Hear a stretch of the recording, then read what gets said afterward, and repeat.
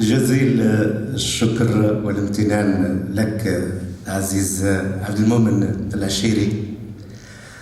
تحية صادقة من أعماقنا جميعا لنشطاء جمعية المدينة للتنمية والثقافة، وتحية صادقة لكل الشباب الذين تجندوا على امتداد أيام لتأثيث فضاءات طنجة بالعديد من التظاهرات الثقافية والفكرية والشعرية الإبداعية والفنية والموسيقية. لكن أجمل لحظة وأروع لحظة هي هذه التي عشناها هذا اليوم، وعند نهاية الصبيحة عند هذه الظهيرة ونحن نلج جميعا بوابة هذه المؤسسة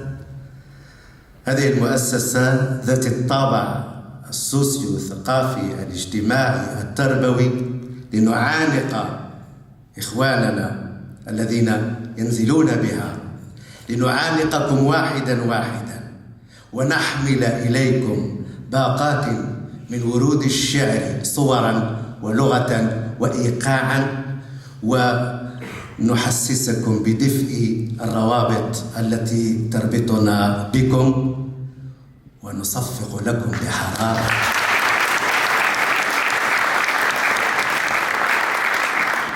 وكما أشار عزيزي السي عبد المؤمن العشيري، نود أن نتقدم بالشكر العميق جدا لإدارة السجن المحلي، لإدارة هذه المؤسسة التي تكرس فعلا مبدأ التكوين والتأطير لا سمة الاعتقال والحجر والتحجير والحرمان والتبئيس.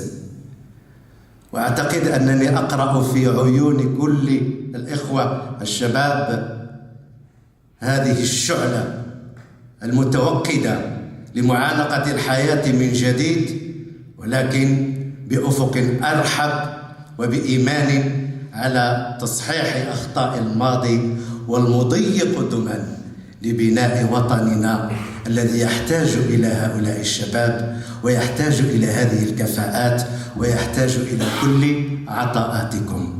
مرة أخرى أود أن أرحب بضيوف هذه الجلسة، نخبة من المثقفين من الشعراء الذين جاءوا إليكم وتحملوا أعباء السفر ليحلوا بينكم.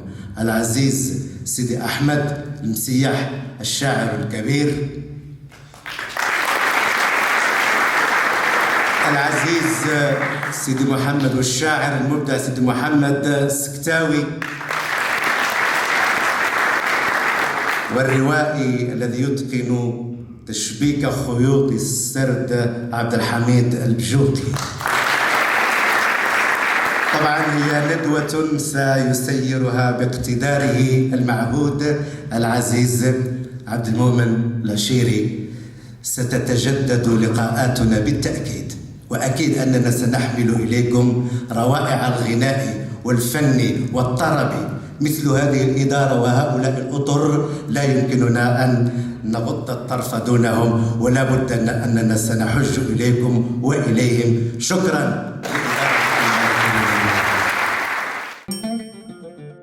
لأجل الشعر أبحرنا وسرنا.